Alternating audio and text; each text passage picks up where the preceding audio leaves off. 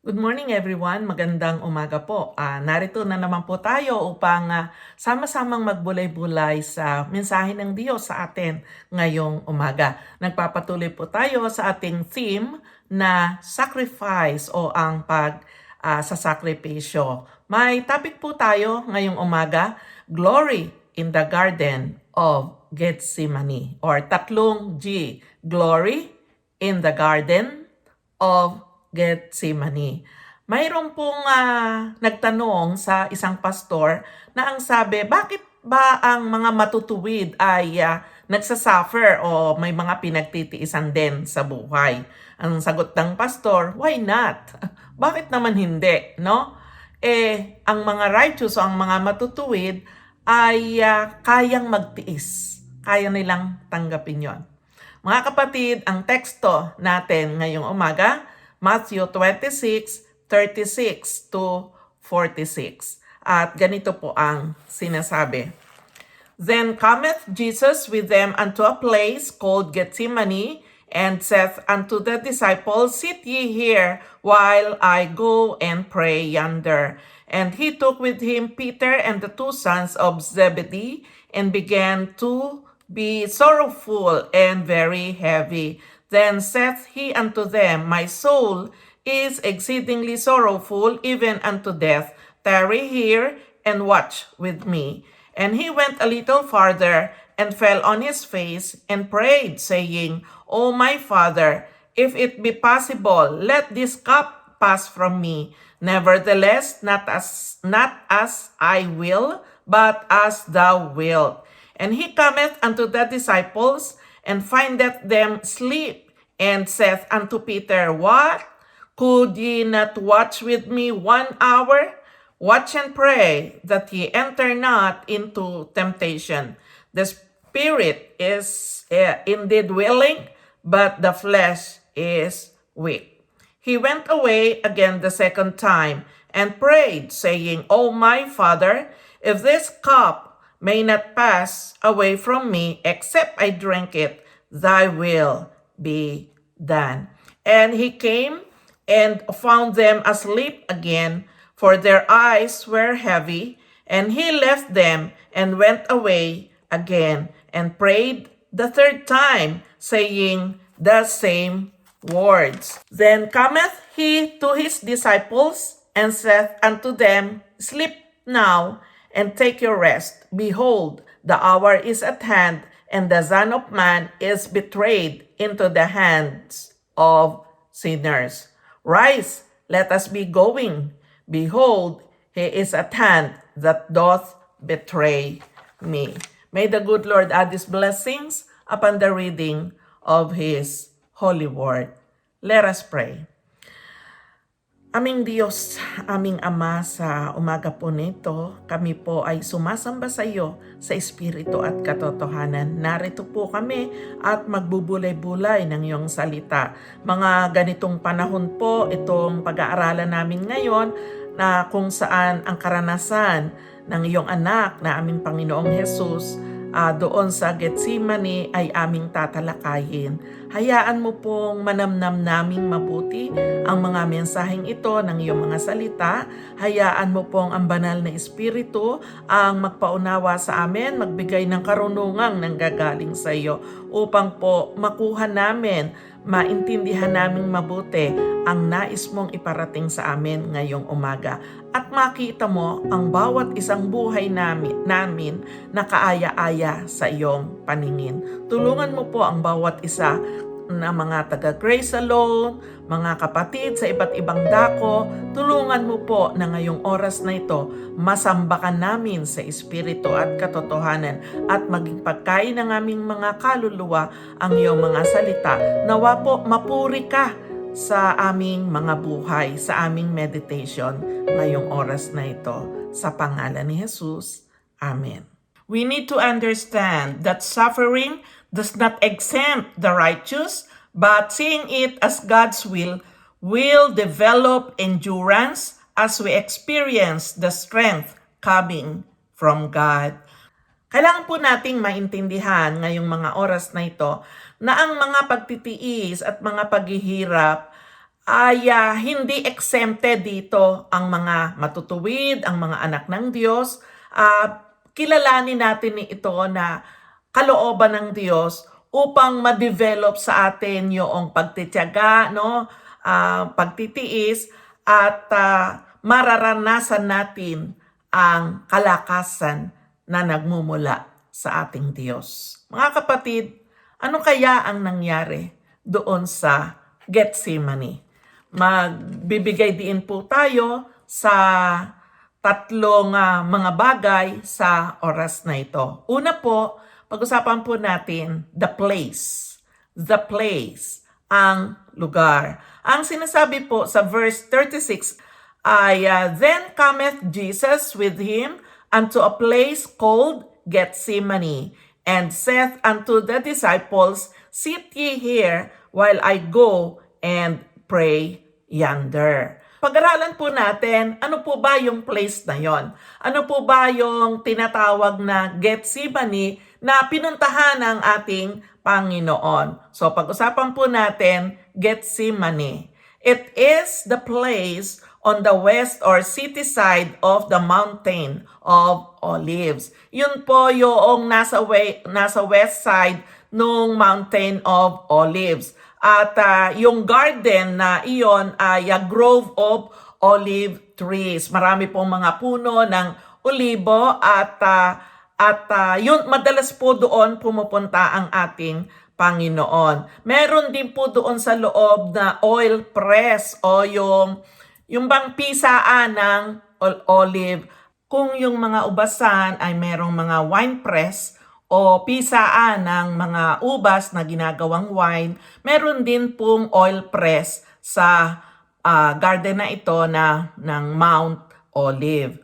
Jesus allowed himself to be arrested there. Hinayaan ng ating Panginoon na siya ay maaresto doon sa lugar na yon. The disciples were so afraid and shocked at what had happened that they all ran away. Doon po sa oras na yon, sa lugar na yon, na noon pong dakpin ang ating Panginoon, ay nagkaroon po ng matinding pagkatakot ang mga disipulo at sila po ay nagtakbuhan, nag-alisan, lumayo sila. Doon po sa event ng Garden of Gethsemane ay makikita po natin na dapat doon ay mayroong comfort, dapat doon ay mayroong support, pero hindi po nakuha ng ating Panginoon buhat sa mga disipulo, pero meron po siyang nakuhang suporta buhat sa langit. At yun po yung gusto nating ma-adapt sa buhay natin na kung minsan lalayuan tayo ng mga kaibigan, kung minsan lalayuan tayo ng mga inaasahan nating makakaunawa at makakasuporta sa ating mga pinagdadaanan sa buhay, pero matutunghayan natin na ang Diyos ay sapat at magbibigay sa atin ng kalakasan. Just like the poor olives, we too must be crushed, beaten, and humbled so that we can produce much good fruit for God's kingdom. Katulad ng mga olives na pinipisa, no, para mag-produce ng good oil, no, ay tulad din natin ay kinakailangan din nating dumanas na mahirapan, matapakan, mapisa, no, mapiga, no, para tayo ay magpakababa, magpakumbaba, hanggang sa makapag-produce tayo ng magandang bunga para sa kaharian ng Diyos. Huwag lang tayong susuko. Minsan mahirap ang ating pinagdadaanan, minsan masakit, but we need to go on.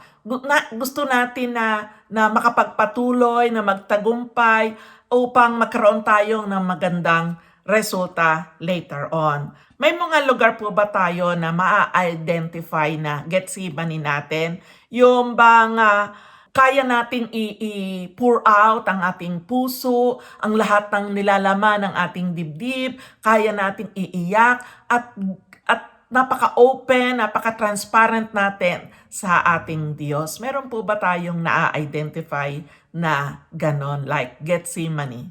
Now, who were with Jesus at Gethsemane? Sino po ba yung mga nakasama ng ating Panginoong Yesus doon sa Gethsemane?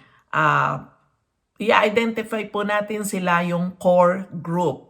Core group. Doon po sa verse 37, and he took with him Peter and the two sons of Zebedee and began to be sorrowful and very heavy.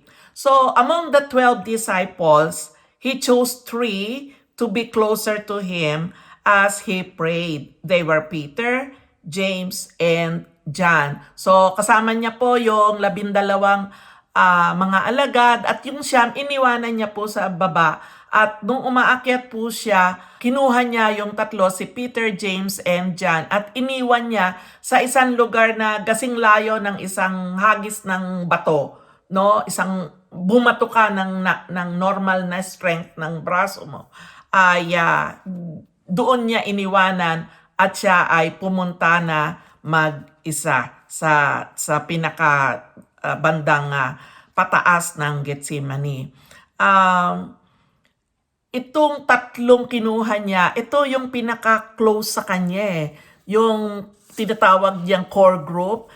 Ito yung pinaka-close, sa 12 ay yung laging kasama niya, nawi-witnessan yung lahat ng mga ginagawa niya, no? Na-mention nga po sila sa mga occasions kung saan may mga kakaibang nangyari sa buhay ng ating Panginoon, like extraordinary manifestation of His power or glory. Yung merong lumabas na kakaibang kapangyarihan sa Kanya at present po yung 3. Hindi po lahat ng okasyon kay Jesus ay nahandon yung 12 alagad. Pero itong 3 po lagi pong nandun. Katulad noong pagbibigay buhay doon sa anak ni Jairus, doon po sa Mark 5:37 at saka Luke 8:51. Nahandon po silang 3. Ganon din po doon sa Transfiguration sa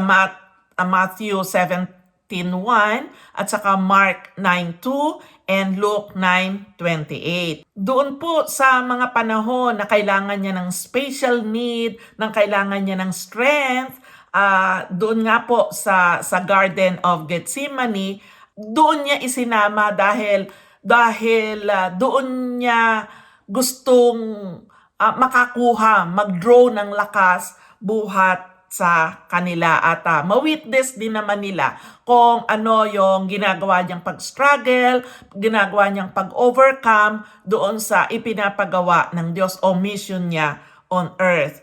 Kaya nga po sa church natin, 'di ba? Hindi naman lahat mawa-one-on-one lagi ng pastor, 'di ba? Kaya meron tayong mga tinatawag na leaders at meron tayong tinatawag na cell group leader. Ito yung mga core leader natin, no? At dito natututok ang atensyon at panahon ng pastor, ng pagtitrain at pagtuturo. So, normally, mas kilala ng mga core leaders ang pastor dahil sa dalas ng kanilang pag-uusap, sa dalas ng kanilang pagsasama, at kilala nila ang both strengths and weaknesses ng pastor. Sila yung unang nakaka-catch ng vision ng pastor at sila yung nakakaunawa sa lahat ng pinagdadaanan. So, Jesus went to the place called Gethsemane together with the 12 disciples. Pero, katulad ng nabanggit kanina, 3 lang yung mas malapit sa Kanya. We need to understand that suffering does not exempt the righteous, but seeing it as God's will develop endurance as we experience the strength coming from God.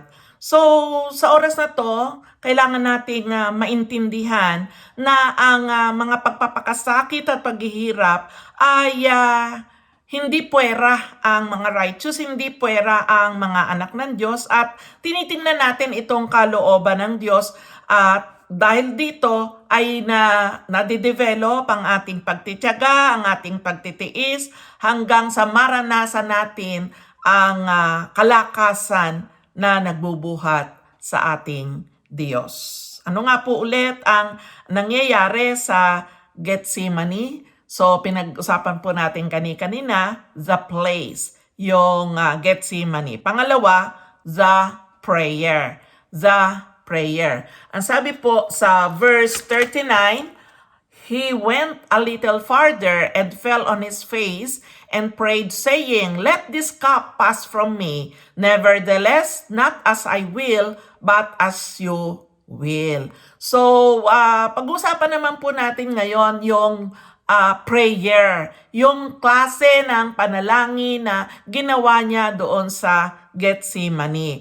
Mayroon po siyang sinasabi sa prayer niya na the cup. Cup. The cup of Jesus will involve suffering. So in Isaiah 51:17, ang sabi po, wake up, O Jerusalem, you have drunk the cup of terror, tipping out its last drops." So this refers to God's fierce wrath or judgment. Ito pong cup na gusto ng Panginoon na iwasan. Kung sa sarili lang niyang kagustuhan ay ayaw niyang dumanas nito. Ito pong cup na tinutukoy ay yung pong wrath ng Diyos, yung pong galit ng Diyos, yung judgment ng Diyos na alam niya na siya yung tatanggap na kapalit na imbes na ang mga tao, imbes na tayo, imbes na ang mga mundong makasalanan ang tatanggap ng galit ng Diyos, ng parusa ng Diyos, ay inako po ng ating Panginoon. At yun po yung nakikita niya na hirap, kung pwede lang, by nature, kung sarili lang niya ang masusunod, huwag. Pero ang misyon ng Diyos kaya sa ipinadala dito sa lupa ay upang akuin ang kasalanan ng tao, upang ang taong mananampalataya sa Kanya ay mapupunta sa langit at magtatanggap ng kingdom of God. So, kung aayawan ng ating Panginoon nyo, nabaliwala ang pagpapadala sa Kanya ng Diyos Ama dito sa lupa. Kaya bilang obedient son ay sinusunod niya ang gusto ng Ama, ang kalooban ng Ama, kahit ito ay mahirap, napakahirap para sa Kanya. When Jesus prays about avoiding the cup, He is alluding to the image of God's wrath. Hindi naman siya kasi natatakot dun sa papatayin siya, hampasin siya, pahihirapan siya.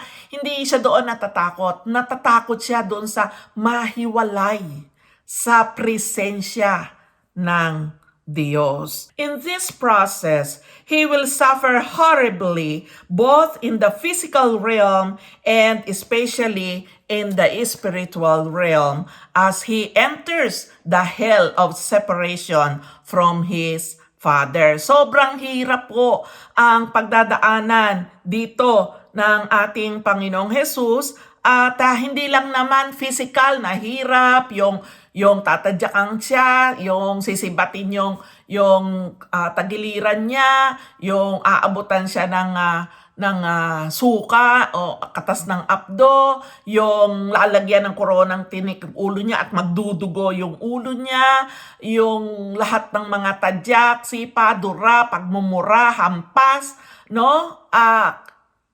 Lahat yun napakasakit. Pero hindi pa iyon ang pinakamasakit sa Kanya. Ang pinakamasakit sa Kanya yung katulad nga po na sinabi kanina na separation, pagkahiwalay sa presensya ng Diyos.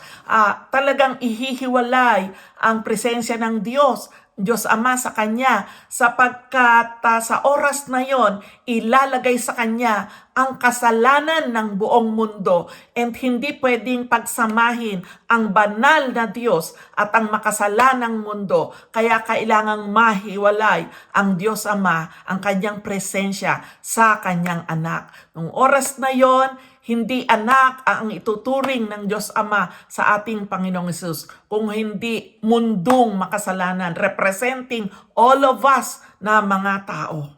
So yun po yung napakahirap na madadanas ng ating Panginoong Hesukristo. Jesus' prayer is a genuine human being, one who is very human as well as fully divine. So, yung prayer na ito na gusto ko makalampas ako dito, pero huwag ako ang masunod, kundi ang kalooban mo, aking Diyos Ama. So, both andun yung human nature niya na ayaw niyan dumating yung sobrang hirap na yon. Ayaw niyan dumating. Pero divine din na kalooban mo pa rin ang masusunod. His prayer is so honest and from the heart. Talagang inilabas niya sa kanyang prayer yung nilalaman ng kanyang puso. Pag sinabi niyang hindi ko kakayanin, parang hindi ko kakayanin, pero kayo pa rin ang masusunod. So, yun yung totoong laman ng kanyang puso. It's the outpouring of his heart. There is openness and there is transparency. Wala siyang itinago sa Ama. He knew he would bear both physical suffering and mental suffering as the Father God would pour out his wrath to his Son. So, alam niya yon na kung paanong ibubuhos ng Father God sa kanya ang kasalanan ng buong mundo, yung galit ng Diyos ay siya yung tatanggap. Alam niya yon, kaya talagang napakahirap sa kanyang isip, sa kanyang puso, bukod pa doon sa paghihirap ng pisikal na katawan. Alam niya na dadanasin niya yon. At hindi yun simpleng death, hindi yun simpleng kamatayan.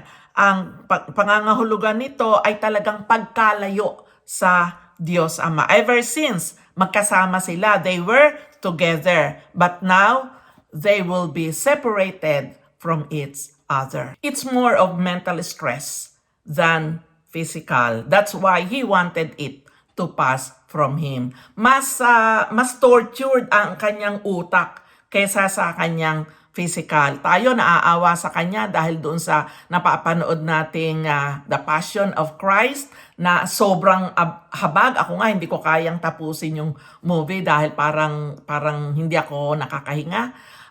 Dahil ang nakikita natin yung itsura ng katawan na sobrang kinawawa at pinahirapan.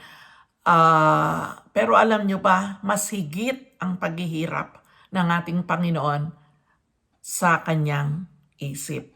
Kaya nga gusto niya makalampas ito, hindi niya to madanas. Pero alang-alang sa pagsunod niya sa Diyos Ama, ay tatanggapin niya ang tungkuling ito. Pangalawa, the strength. Sabi po sa Luke 22:43, then angel appeared to him from heaven, strengthening him. So, sinasabi naman po dito sa Luke 22 verse 43 na may isang anghel na nagpakita sa kanya at pinalakas siya. In times of agony, prayer is really needed. Sa mga panahon ng sobrang kahirapan, ang panalangin ay talagang kailangan natin. The angel strengthened his human nature to sustain the great burden that was upon his soul. Yung angel po, nung bumaba, ang ginawa po sa kanya ay binigyan siya ng kalakasan. Pinalakas po siya kasi po yung kanyang human nature ay sobrang nahihirapan, sobrang napapagod, sobrang sakit ng kanyang dinadanas, kaya siya ay nanghihina at pinalakas po siya ng anghel na ito. Kung ang mga tao ay sobrang nahihirapan, huwag po tayong susuko. Yung para bang tayo magko-collapse na sa hirap ng buhay, both sa physical at sa mental, huwag po tayong susuko. At ang Diyos ay nariyan upang tayo ay suportahan, upang tayo ay palakasin. Pwede siyang magpadala ng mga ministering angels or the Holy Spirit to give us strength upang mabigyan tayo ng kalakasan at matagalan natin yung ating mga paghihirap na yon. Alone and yet not alone. Alone because mag-isa siya dahil ang mga disipulo niya ay natutulog. Nahandon pero wala doon, no? Nahandon ang physical nilang katawan pero tulog naman sila. Hindi sila makapagbigay ng kahit na anong suporta na pwede nilang ma-offer sa ating Panginoon. Not alone, hindi siya nag-iisa dahil ang Diyos ay nagpadala ng ministering angel para magbigay sa kanya ng kalakasan. Why ministering angel? There are several types of angels in heaven. Marami pong mga klase ng angels sa langit. So, ang isa po ay serving angels. Ito po yung seraphim o kapag mag-isa lang po ay seraph. Doon po sa Isaiah 6:2, meron pong ipinapakita doon na naglilingkod na mga anghel in the presence of God. Sa presensya ng Diyos at merong 6 na pakpak. Ang sabi po, each had 6 wings. With 2 he covered his face, and 2 he covered his feet, and with 2 he flew. So yun po yung tinutukoy na serving angel o seraphim. Meron pong pangalawa, guarding angel o yung tinatawag nating guardian angels o cherubim o cherub ang singular po noon. Sila naman po yung mga angels na associated with the glory of God. At sila po yung nakagwardya, no, sa mga pintuan, sa mga bintana, no. In Genesis 3:24, cherubim guarded the Garden of Eden with the flaming sword. So, naging gwardya po sila doon sa Garden of Eden noong unang panahon. In Ezekiel 1 at saka 10, a visionary description is given of cherubim with include multiple faces, hands like a human, and wings. So, parang human po, parang tao sila pero may pakpak. So, ang isa pa pong klase ay ang warring angel, yung nakikipaglaban. At ang pangalan nga po niya, archangel. Sa 1 Thessalonians 4:16 and Jude 1:9, nire-refer po itong archangel na ito na si Michael. Michael Archangel. Siya po ay isang warrior. Makikita po natin doon sa Daniel 10, 13 to 21 at saka sa Revelations 12:7. May isa pa po na klase ng anghel sa langit at ito nga po ay yung messenger angel. Ito po ang tinutukoy dito ay si Gabriel. Doon po sa Daniel 8 and 9. He takes messages from God to human. Siya po yung nagdadala ng mensahe ng Diyos sa mga tao. Ang isang example po ay doon sa pagpapakita kay Zechariah sa Luke 1:19. Ganun din po yung pagpapakita kay Mary doon sa Luke 1:26. At marami pa pong klase ng mga anghel at may iba-iba silang mga duties. Ako, I believe in the existence of angels. Hindi lang sa Old Testament time, sa New Testament time, kahit po sa panahon natin ngayon because I have experienced it personally. So, noong pong 2002 or 2003, well, ito po, madalas ko nang maikwento, madalas paulit-ulit ko na rin nababanggit, pero since nandito tayo ngayon doon sa topic na yon about angels, i-share ko na rin in case na meron po tayong mga kasama ngayon na hindi nakapakinig sa mga naunang sermons, ay mainam na mapakinggan din po nila yung aking testimony about sa angels.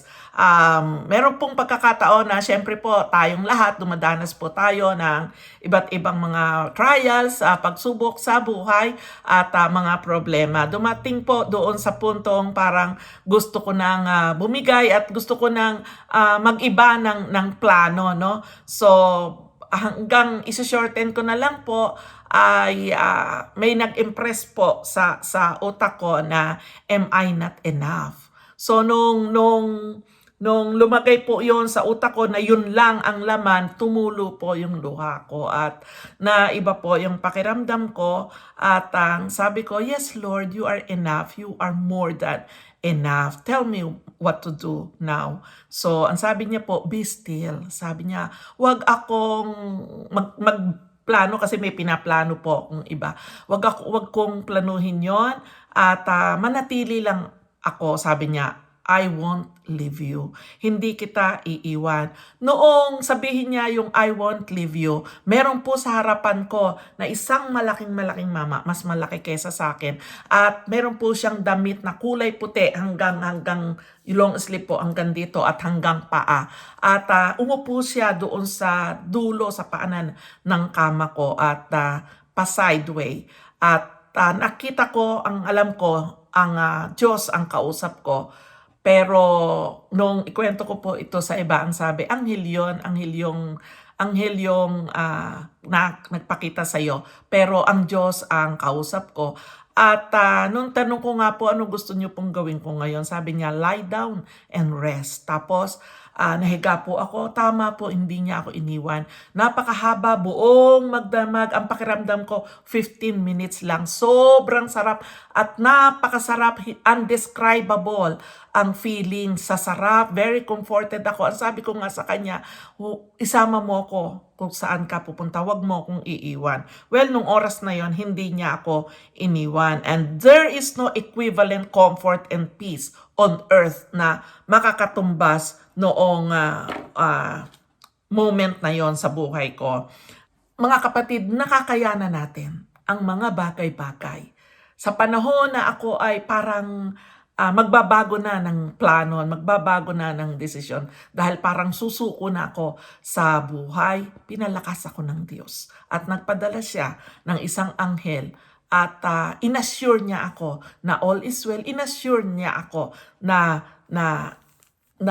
siya yung Diyos na will take care of everything in me.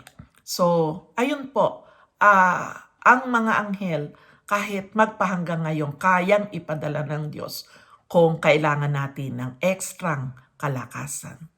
Ang ating pong Panginoong Hesus, sa panahon na sobrang kailangan niya ng lakas at hindi siya makakuha ng kahit konting lakas, kahit na konting suporta sa mga disipulo, ang Diyos ang nagpadala sa kanya ng lakas na kinakailangan niya. Next po, the sweat o yung pawis, no? Sa Luke 22:44, ang sabi po, and being in agony, he prayed more earnestly, then his sweat became like great drops of blood falling down to the ground. Ang sabi po ay sa sobrang hirap ng pinagdadaanan niya, nanalangin siya ng intense na pananalangin. At ang kanyang pawis ay parang naging mga patak ng dugo na pumatak sa lupa. Tulad ng dugo, no? This showed his travail of his soul. Yung sobrang tindi ng pinagdadaan ng hirap ng kanyang kaluluwa. Kaya nung pumatak yung kanyang pawis, parang mistulang dugo. Great pain in his soul. Nakaranas na ba tayo ng ganon?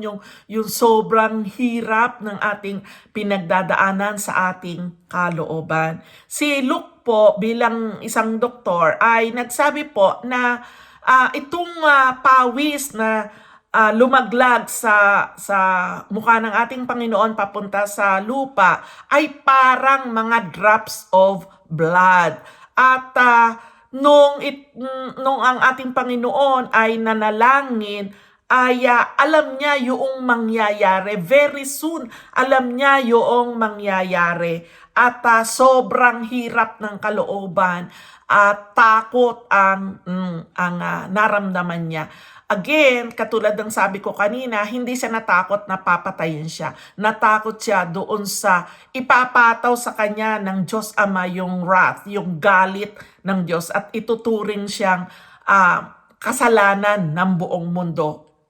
Yun ang malalagay sa kanya. Yun yung kinatatakutan niya, yung paghiwalay ng Diyos sa kanya. Ang sabi po ni Dr. Luke, ito daw po dahil nga doon sa sobrang hirap ng kanyang kalooban. Medically, ang tawag po dito, hematidrosis. Hematidrosis. There is a rare medical condition called hematidrosis.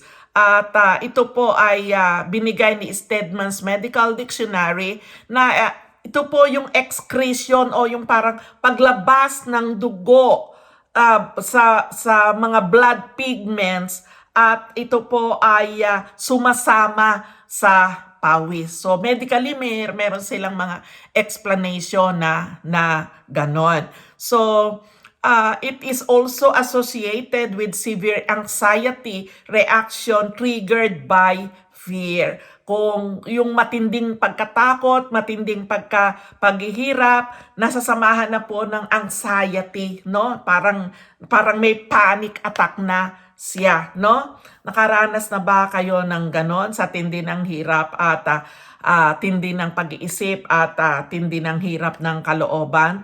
Merong great struggle doon sa loob natin sa pagitan ng gusto nating mangyari at gustong mangyari ng Diyos, pero kailangan nating sundin ang kalooban ng Diyos.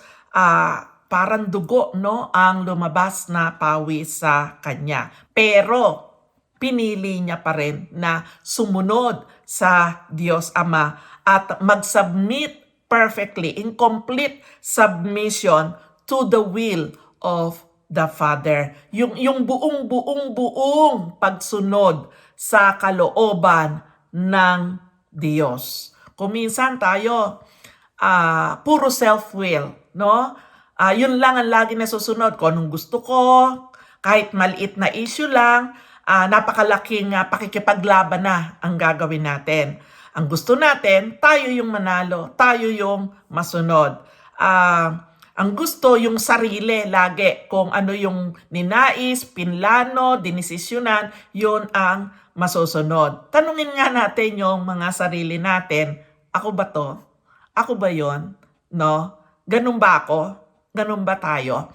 No, si Jesus, nasa kanya ang lahat ng reasons, nasa kanya ang lahat ng capacity, nasa kanya ang lahat ng power to do His own will.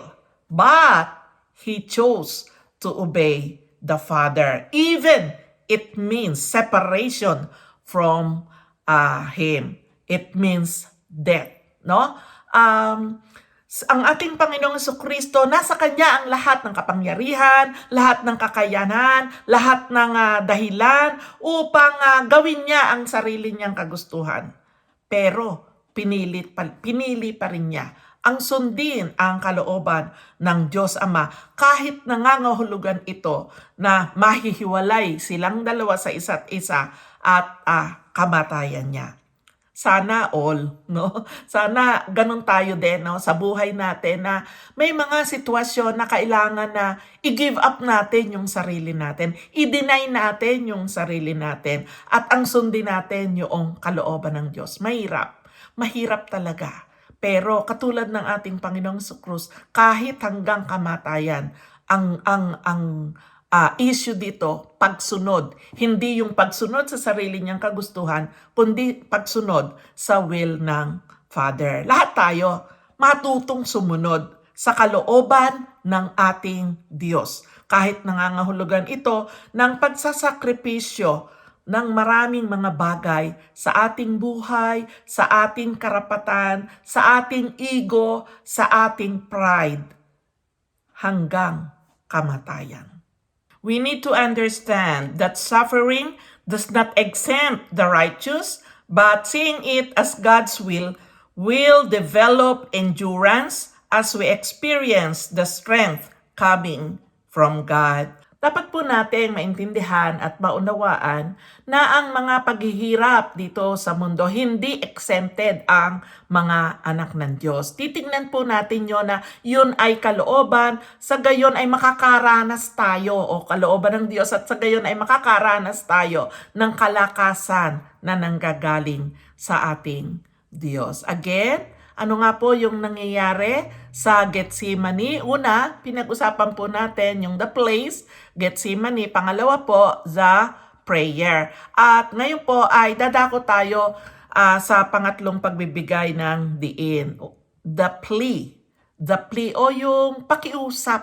Yung pakiusap ng ating Panginoon. It's a request made in an urgent and emotional manner. Ang plea o ang pakikiusap ay ginagawa po na madalian o daglian at ito ay may emosyon, no? Humihingi tayo ng atensyon para sundin yung ipinapagawa natin. Pakikiusap. Una po, ano po ba yung pinapakiusap ng ating Panginoon sa kanyang mga disipulo? Una, to wait o maghintay. Sabi po sa Matthew 26:36b, and said to the disciples, sit here while I go and pray over there. So, makikita po natin dito na inuutusan niya yung kabuuan ng mga disciples na umupo lang kayo dito at maghintay kayo. Mananalangin ako sa banda-banda roon. Minsan, hindi tayo makahintay. No? O, halimbawa po, itinuturo sa atin yung rapture o yung pagdagit ng Panginoon sa churches upang hindi na dumanas ng sobrang hirap dito sa mundo. Akala natin, hayan na, no? Kasi andyan yung mga signs, pero ang Panginoon pala nadidelay ng kanyang pagbabasa ulap. So, tayo, nahihinto, kumbaga, ay, hindi pa naman pala, akala ko ngayon na. Andito na yung mga signs, akala ko ngayon na. Hindi naman pala, so hihinto tayo sa mga pag-attend, sa mga holy gatherings, hihinto natin ang mga masinsinang pananalangin, yung bang dadalangan ko na lang, total, hindi pa naman siya darating. May ganon, ano? So, hindi nakahintay. Di ba, nung mga nakakaraang linggo, pinag-usapan natin yung 10 virgins, di ba? Yung 5, masasabing hindi nakahintay yung kanilang mga langis, naubos na, no? So, hindi sila nasama doon sa biglaang pagdating na hindi inaasahang oras ng lalaking ikakasal. So, ito pong mga disipulo, ang sabi ng Panginoon, dito lang kayo, maghintay kayo lang at ako ay mananalangin sa banda roon. Tayo din po, inuutusan ng Panginoon, maghintay lang tayo. No, wag tayong gi-give up, wag tayong titigil, wag tayong susuko, wag tayong maglalaylo. Sige lang habang hinihintay natin ang ating Panginoon. So, pangalawa po, nakiusap naman siya sa kanyang tatlong core group, kina Peter, James, and John. Ang sabi po sa Matthew 26 verse 38, then he said to him, my soul is exceedingly sorrowful, even to death. Stay here and watch with me. Sabi naman po niya doon sa tatlo, sobrang nahihirapan at sobrang nagdadalamhati ang aking kaluluwa. Talagang halos mamatay na ako. Dito lang kayo at samahan niyo ako. Mag-abang kayo, be on watch o yung bantayan nyo lang. Dito lang kayo, magbantay kayo at ako ay mananalangin. So, yun yung sinasabi niyang stay and watch, manatili. Huwag aalis, huwag mang iiwan, no? Huwag manatili, no? Huwag tayong sasawa, no? Huwag gagawa ng mga desisyon o mga drastic action. Kailangan stay and watch. Kailangan magbantay tayo na get awake and be alert sa lahat ng mangyayari. Yung para bang guardia, no? Yung kahit night shift ka, hindi ka matutulog. Day shift, hindi talaga natutulog. Pero pag night shift ka, ikaw ay pumunta doon para magbantay, para kung merong magnanakaw, kung merong mga mangyayari doon, alam mo at magagawan mo ng action agad. Kasi gwardiya ka. Di ba, maraming mga gwardiya, night shift, pero tutulog-tulog, no? May bantay pero may nakakapagnakaw, may mga nangyayari sa loob ng binabantayan na hindi alam kasi natutulog yung gwardiya. Tayo ay inuutusan ng ating Panginoon na maggising, magbantay, no? Alam ba natin kung ano ang mangyayari in the future? So, well, generally speaking, alam natin kasi nakasulat sa Biblia, lalo na sa Revelations. Alamin natin sa Bible ang lahat ng yan para di tayo nagugulat sa mga nangyayari. Katulad ngayon, ang dami ng signs na nakasulat sa Bible na yung ngayon ay mas malapit na sa pagdating ng Panginoon kesa nung mga nagdaang panahon. Habang ang iba ay hindi sumusunod sa Diyos, ay gulat na gulat sa, bakit ganito nangyayari? Ano nako, ibang-iba na talaga ang panahon ngayon. Habang sila ay gulat na gulat, ikaw na maalam sa Biblia, ikaw na ilang beses mo nang nabasa ang mga prophecies, lalo na sa Revelations, ay hindi ka nagugulat kasi nare-realize mo lang na malapit na talaga. Kasi alam mo yung mga signs at panatag ka sapagkat nabasa mo na yon, alam mo na yon, na-reveal na sa iyo yon. So Jesus here is wanting and longing for support. Gusto niya na may makuha siya sa tindi ng kanyang pinagdadaanan, may makuha man lang siyang suporta sa kanya mga disciples. So tayo din, dito lang tayo, no? Dito lang tayo at huwag tayong aalis. Pangatlo na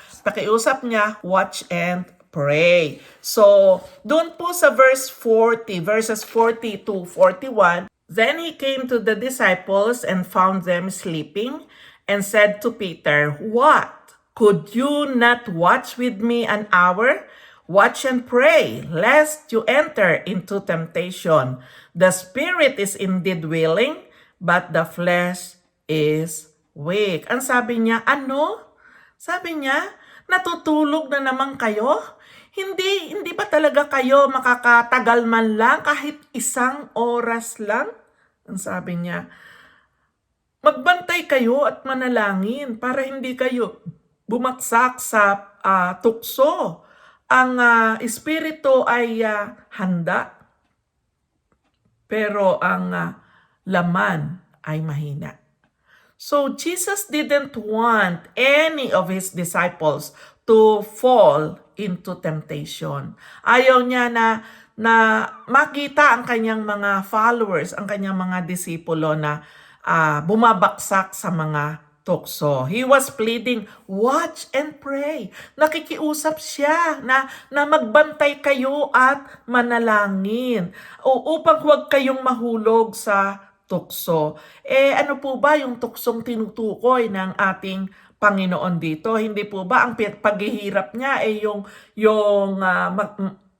heto na, dadating na yung huhuli sa kanya, ipagkakanulunan siya ni Judas at tatanggapin niya ang lahat ng paghihirap, hindi lang physical, kung hindi mental, at mahihiwalay siya sa Diyos Ama. Yun yung struggle niya, no? Pero ano yung sinasabi niyang temptation na dapat malampasan ng mga alagad? Doon po sa John 18:10, tinagpas po ni Peter ang isang tenga ng servants ng high priest at ang pangalan po noon si Malchus. Then, ibinalik po ni Jesus yung tenga. Sabi ng iba, baka raw ang target talaga ni Peter yung ulo, nakaiwas lang yung katulong ng high priest, kaya ang tinamaan yung tenga. So, minsan ganon tayo no? Sa tindi ng emotion o galit, nakakagawa tayo ng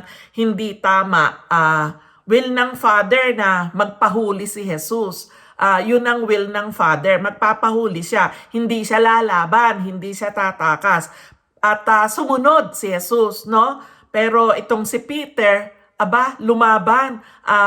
May ready siya, no? May ready siya na itak at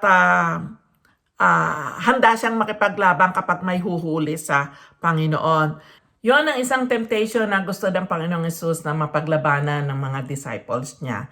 Pero hindi nga nagawa kasi hindi sila nanalangin. Kasi hindi sila nagbantay. Kasi sila ay tungog. Tulog yon, tulog. No? Hindi sila nakaintay. Kaya pagdating ng tukso, sariling emosyon ang nasusunod. Kaya nagkakagulo.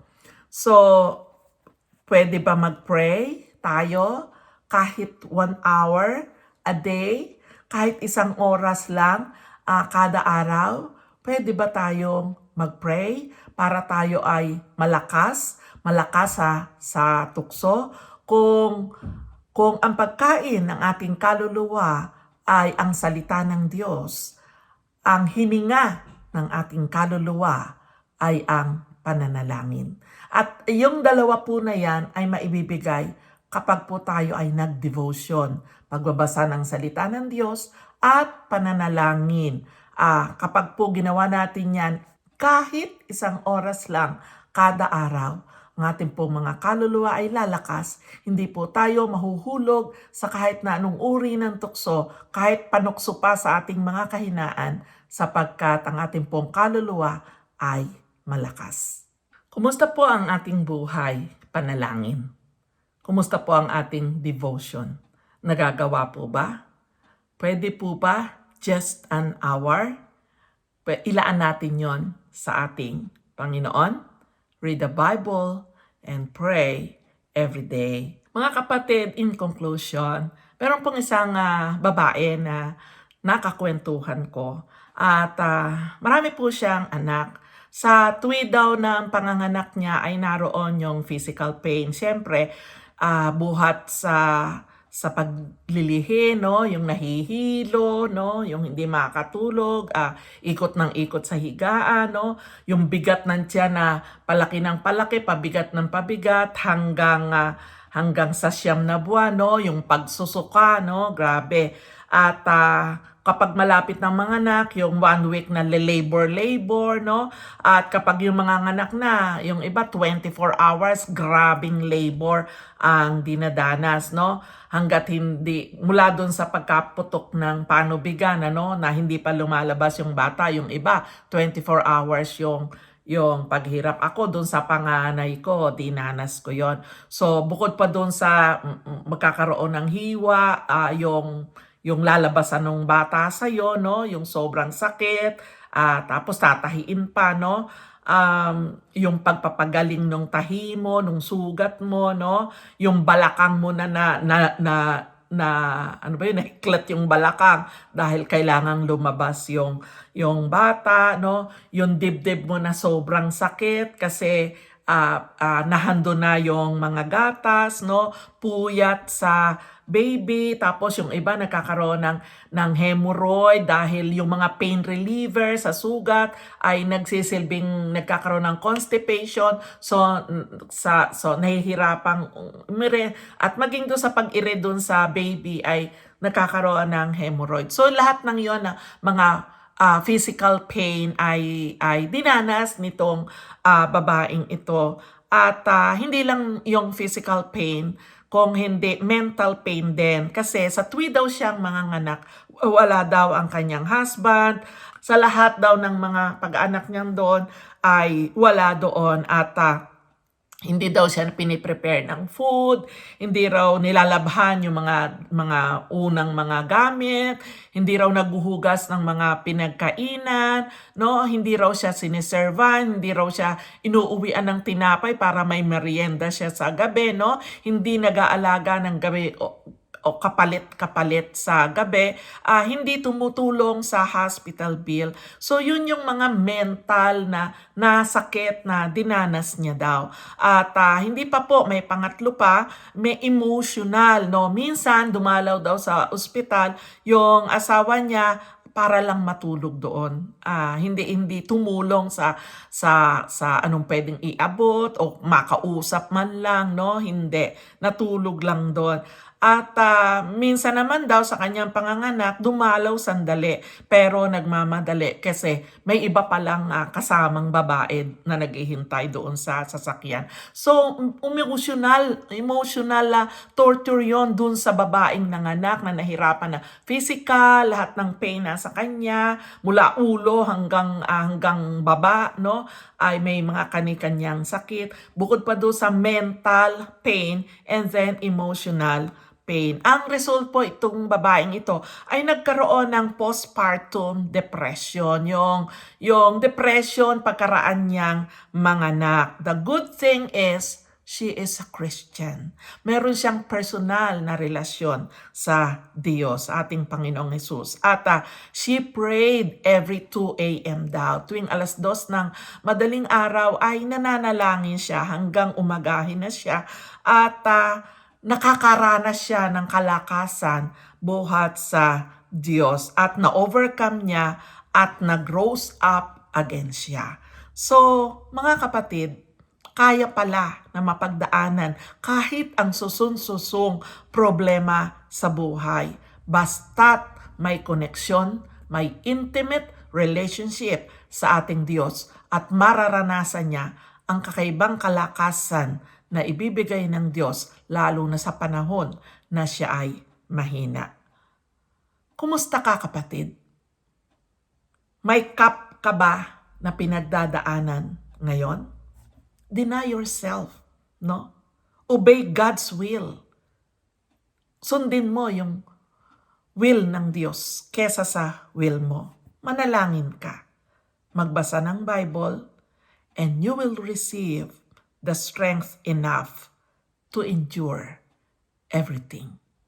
Mga kapatid, huwag tayong susuko. Kung ubos na ang lakas, ang pasensya at pag-asa natin sa buhay, nariyan ang Diyos. Hindi tayo pababayaan. Tayo manalangin. Aming Diyos, pinupuri ka namin at pinasasalamatan sa oras na ito. Na minsan pa ay napagbulay-bulayan namin ang naging karanasan ng Panginoong Hesus doon sa Getsemani.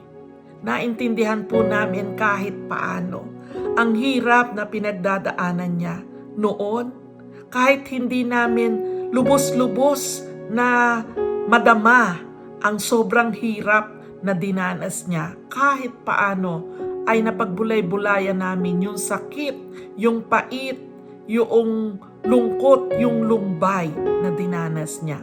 Aming Diyos, salamat sa karanasan niya na naranasan niya ang magkaroon ng lakas na nanggagaling sa iyo. Malaking pag-asa po ito sa amin. Na sa buhay na ito, may mga sitwasyon na parang bibigay kami. Mayroong mga sitwasyon na hindi namin makakaya ang mga bagay-bagay na nangyayari sa aming buhay, sa aming pamilya. Pero, salamat dahil kaya mo pala kaming palakasin. Kaya mo palang magbigay ng extraordinaryong lakas upang mapagtagumpayan namin ang lahat ng mga pinagdadaanan namin. Salamat po sa hope na yan. Salamat po sa assurance na yan. Tulungan mo po kami na magkaroon ng mas malalim at intimate na relasyon sa iyo. At maranasan po namin ang iba yung presensya mo sa aming mga buhay. Wala ni isa po nawa sa aming mga mahal sa buhay, sa aming mga kapamilya, ang mahihiwalay sa presensya mo. Kung hindi, lahat po kami ay sasamba sa iyo sa espiritu at katotohanan, susunod sa kalooban mo sa aming mga buhay. Pagpalain mo kaming lahat, proteksyonan mo kaming lahat, at ikaw po ang patuloy na mapuri sa aming mga buhay. Sa pangalan ni Jesus. Amen. Amen. Magandang umaga po sa inyong lahat at pagpalain tayong lahat ng ating Diyos.